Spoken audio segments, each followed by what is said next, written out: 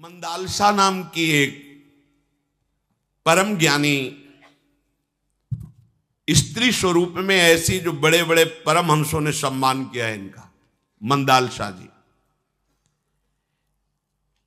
इनका ये व्रत था कि अगर मेरे गर्भ में संतान आएगी तो उसे परमहंस बनाऊंगी, कदापि संसार में नहीं फंसने दूंगी। हैं ऐसी माताएं हैं पर बहुत कम हैं। एक माता के वचन हमने सुने, उन्होंने कहा मैं पढ़ लिख करके वो जो पढ़ाई में अच्छे जाते हैं, हाँ गोल्ड मेडल प्राप्त किया है, सब ऐश्वर्य है, सब कुछ है, लेकिन सब फीका है। ये सब किस काम में आएगा? अब मेरा जीवन प्रतिपल मृत्यु की तरफ जा रहा है, क्या ये गोल्ड मेडल काम करेगा? क्या ये हमारी पढ़ाई लिखाई काम करेगी? क्या ये धन संपत्ति काम करे? मैं अपने बच्चों को अब उस मार्ग में जाने ही नहीं दूंगी, कुछ भी हो। यद्यपि पिता का ऐसा भाव नहीं था, पर माता ने हठ कर लिया कि स्वयं बैराग्नी बनूंगी और अपने बच्चों को बैराग्य। मैं किसी अंधविश्वास से नहीं चल रही हूं, पढ़े लिखे हूं, सब ऐश्वर्य है, सब सुख संपत्ति है, पर मुझे वो सब काटने दौड़ रही है। मेरा जीवन व्यर्थ गया, जान रही हूं, अब मुझे भगवत मार्ग में चलना। जो जीवन बचा भगवत मार्ग। कैसे? सब सुख सुविधाएं हैं, सब जो लोक में मांग होती है उसके पास सब है। वाह, यह है भगवान की कृपा। मंदालसा जी ने ये मन में ठान रखा था, क्योंकि वो स्वयं ज्ञानी महापुरुष थी। ये भगवत भक्ति, ये ज्ञान, ये परम पद कोई शरीरों के अनुसार से नहीं कि वो स्त्री है वो पुरुष है, ऐसा नहीं। ये तो कपड़ा है, शरीर। मंदालसा जी ने मन में निश्चय किया कि स्त्री शरीर है तो गर्भ में आएगा, और जो गर्भ में बालक आएगा उसको मैं संसार में टिकने नहीं दूंगी, उसे परम ज्ञानी महात्मा बनाऊंगी। जब ब्याह हुआ तो राजा इनके पति हुए। कुछ समय बाद विक्रांत नाम का पुत्र प्रकट हुआ, जिसका नाम विक्रांत रखा गया। जब वो प्रकट हुआ तो राजमहल में हर्ष मनाया गया। ऋतध्वज इनके पति का नाम था। बालक रो रहा था और हर्ष मनाया जा रहा था, तो हंसी मंदालसा। तो राजा ने कहा इस समय की हंसी हमारी समझ में नहीं आई। बोले जीव रो रहा है और तुम उत्सव मना रहे हो, इसका रोना मिटाना है मुझे। दोबारा कभी ये किसी मां के गर्भ में ना जाए और ये कभी रोए ना। मुझे ऐसे बालक को बनाना है। ये तुम्हारे हर्षनाद से कुछ नहीं, तुम हर्षित हो, ये रो रहा है, मुझे इसकी परवाह है, इसका रोना मिटाना है, इसका जन्म मरण मिटाना है। मैं इसलिए हंस रही हूं कि उसकी बात कोई समझ नहीं रहा, वो क्यों रो रहा है। ये मेरे गर्भ से पैदा हुआ, मेरा अधिकार है इस पर, और मैं इसे वैसा बनाऊंगी कि कभी रोने लायक न रहे, इसका रोना मिट जाए। बलिहारी है ऐसी मां की, कोई बिरला ही मां होती है ऐसी। कुछ दिनों बाद सुबाहु नाम का पुत्र हुआ, फिर तीसरा शत्रुमर्दन नाम का पुत्र हुआ। ये तीनों जब बात समझने लायक हुए, तब तक किसी से मिलने नहीं दिया, किसी से मिलने नहीं दिया, किसी को स्पर्श नहीं करने दिया। स्वयं सेवा की, महल का दरवाजा बंद, और केवल स्वयं राजा से कहा कि अगर आप हमें प्रेम करते हैं और हमारा अधिकार मानते हैं अपने पर, तो हमारी ये प्रार्थना है कि आप इनको दुलार नहीं करेंगे, इनको परिचय नहीं बताएंगे कि मैं तुम्हारा पिता हूं, मैं इनको शिक्षा दूंगी। किसी को देखने नहीं दिया, किसी से मिलने नहीं दिया, और बचपन से ही संस्कार डाले। जब कुछ समझने लायक हुए तो बैठ करके समझाया। कहा बेटा, ये जो तुम इस संसार में आए हो ये दुखमय है। दिखाई देता है रमणीय, रमणीय माने बहुत अच्छा, मानो सुख मिलेगा। रमणी, मैं इसको भोगूं तो सुख मिले, मैं इसमें रमण करूं तो सुख मिलेगा। पर बेटा है ये अभद्र।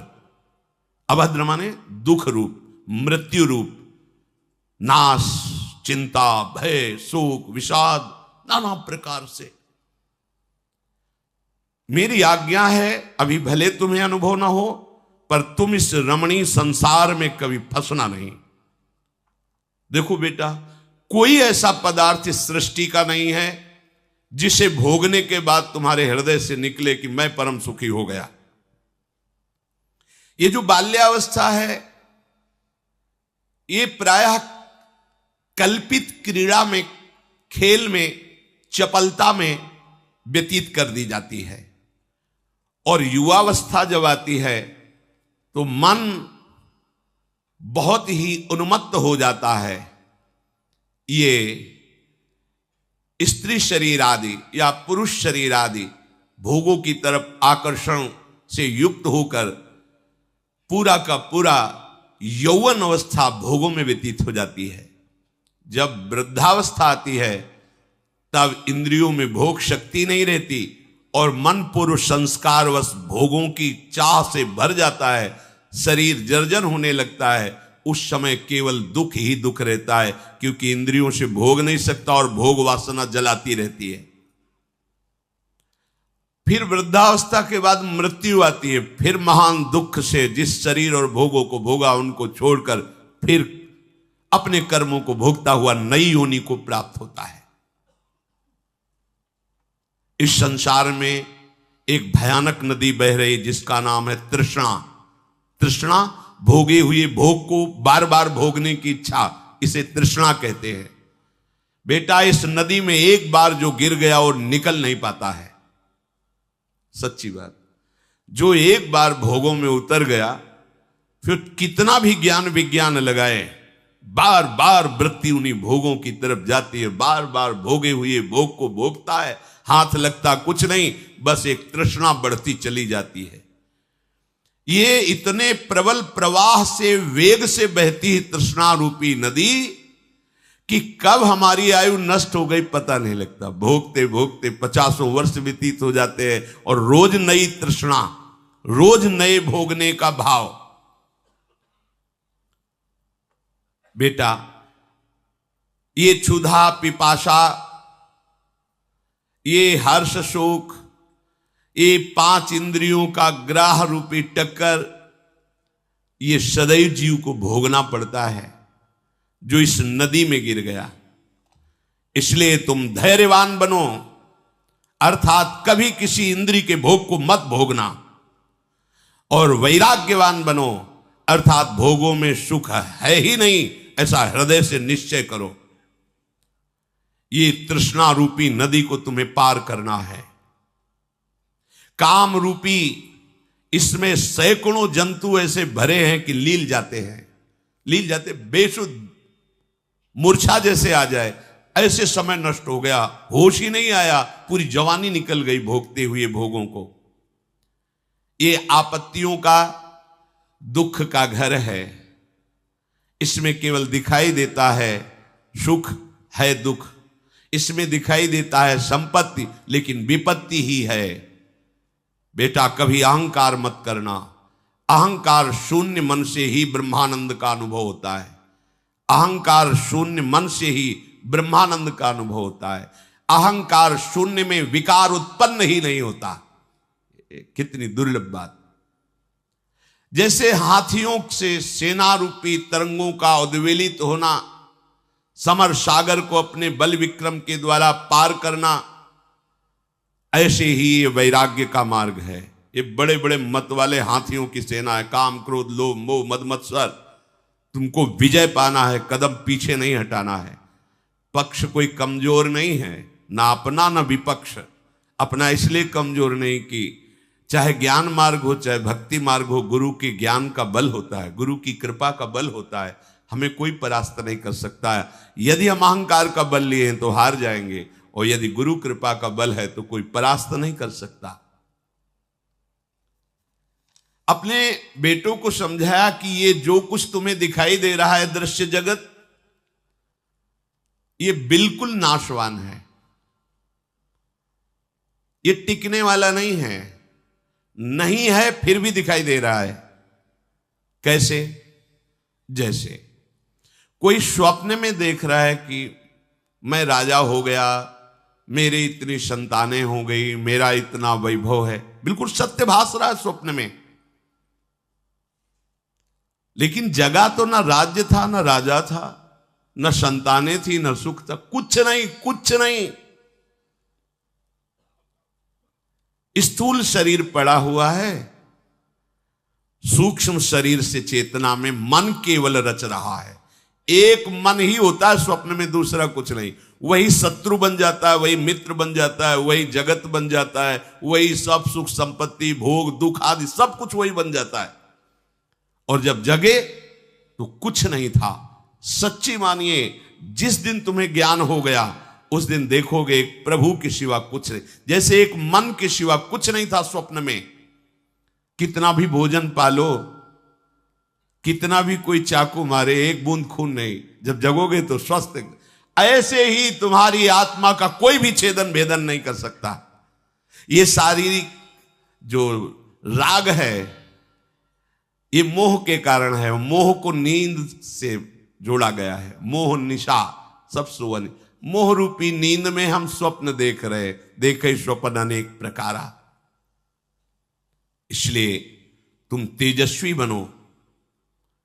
ये जितना भूमंडल देख रहे हो अंत में राख का ढेर बन जाएगा। ये महाभयंकर संसार का स्वरूप है। अभी तुम बालक हो, तुम्हारी समझ में नहीं आएगा, पर मेरी बात मान लो।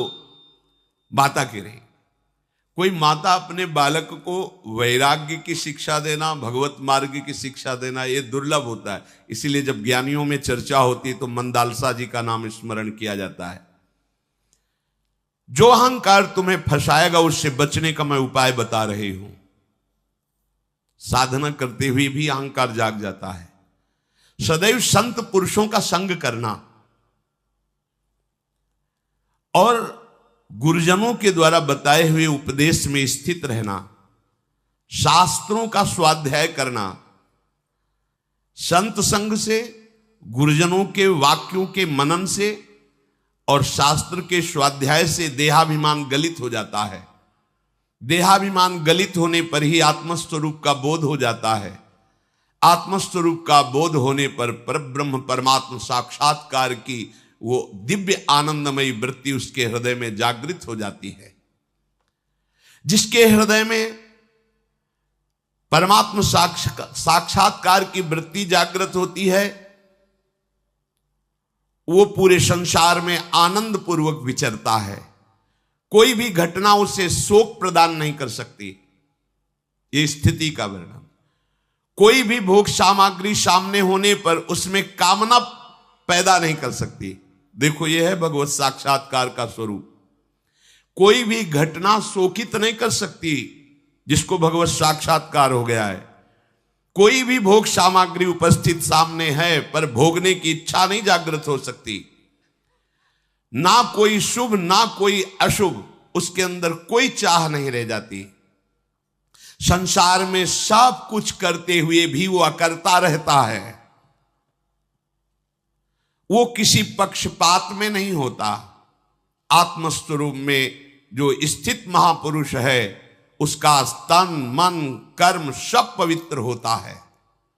सत शास्त्रों से प्रतिपादित उसके सारे कर्म होते हैं, क्योंकि भगवत स्वरूप है। उसके द्वारा कोई अधर्माचरण हो ही नहीं सकता।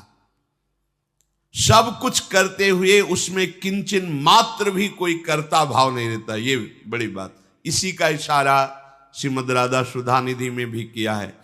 कर्माणि श्रुति बोधितान नितराम कुर्वन्तु कुर्वन्तु मा गूढ़ा शरीर शास्त्रगाद विषयान गृहणन्तु मुंचन्तु वा। वो विषय सेवन करे या त्याग दे, शास्त्र के अनुसार कर्म करे या ना करे, कोई फर्क नहीं पड़ता, क्योंकि वो स्थिति को प्राप्त महापुरुष है। वो बोलता हुआ भी नहीं बोलता, आता हुआ भी नहीं आता, जाता हुआ भी नहीं जाता, कर्म करता हुआ भी नहीं करता, वो खाता हुआ भी नहीं खाता। आप कहोगे ऐसी कैसी बात है। अब ये अध्यात्म ज्ञान यज्ञ की ऊंचाई। एक बार सुनाया था कि दुर्वासा जी महाराज यमुना की पल्ली पार आए हुए थे और गोपीजन सब नियत स्थान पर रास के लिए नित्य आती थी। भगवान परमानंद में रास की लीला करते थे। उस दिन भगवान को विलंब हो गया। श्री कृष्णचंद्र जी को गोपीजनों ने पूछा, सरकार आज विलंब बहुत करके आए? बोले हमारे गुरुजी आए थे पल्ली पार यमुना पार, उनके दर्शन के लिए। गुरुजी, तो जब आपके गुरुजी तो हमारे भी गुरुजी हैं, तो हम एक बार प्रणाम कराएं? तो बोले हाँ जा सकती हो, पर गुरुजनों के पास खाली हाथ नहीं जाना चाहिए, शास्त्र का सिद्धांत है, चाहे पत्र पुष्प कुछ भी हो। तो बोले पत्र पुष्प क्यों, अपने घर जाके अभी अच्छे अच्छे